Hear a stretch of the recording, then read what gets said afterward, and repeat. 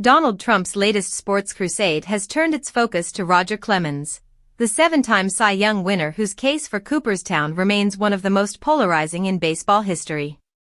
After a golf outing with Clemens, Trump took to Truth Social to demand the pitcher's induction into the Baseball Hall of Fame. It was hardly the first time Trump waded into sports controversies, but this one carries no path to success.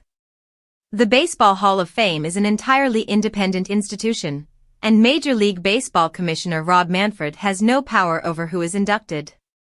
Still, Trump has framed the push as if it were within his reach, referencing a supposed promise about Pete Rose's reinstatement earlier this year, a pledge that amounted to nothing more than Manfred loosening eligibility rules without securing a Hall vote. Clemens has long been considered one of the game's most dominant pitchers, but his candidacy has been weighed down by the shadow of performance-enhancing drugs. Named in the 2007 Mitchell Report, Clemens spent a decade on the writer's ballot, climbing steadily yet never crossing the 75% threshold required. He topped out with just over 65% of support, short of election but well above many others tied to steroid speculation. The voters seemed split between recognizing his undeniable dominance and holding the line against an era still viewed with suspicion. Even after his eligibility with the writers expired, Clemens failed to gain traction with the Veterans Committee, a group made up of Hall of Famers, executives, and media members.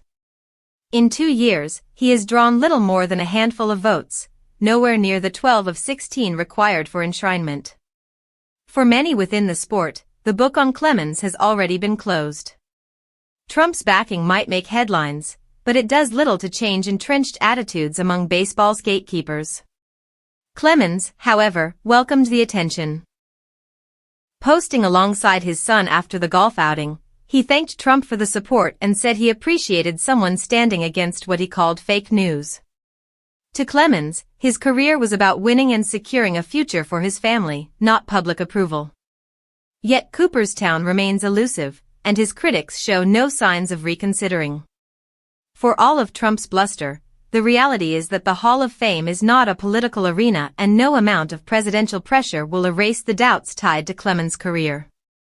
As the years pass, the so-called steroid era is gradually fading from the ballot.